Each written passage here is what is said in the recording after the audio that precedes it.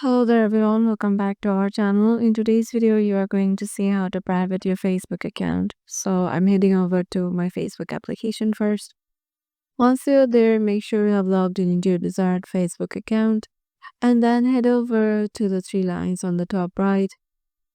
Now go to your account, and here if you have already logged your profile, then your profile is already private. And if you haven't, then there will be no this sort of tag in here. So if you want to lock your profile, what you need to do is just to tap on the three dots icon on just beside the edit profile option. And here you will find the option of lock profile just instead of unlock profile in the bottom of views. And once you lock your profile, you will see your account. Others people will see your account. If you want to see how others people see your account, go to view as. Now, this is how other people who are not in your friend list will see your account.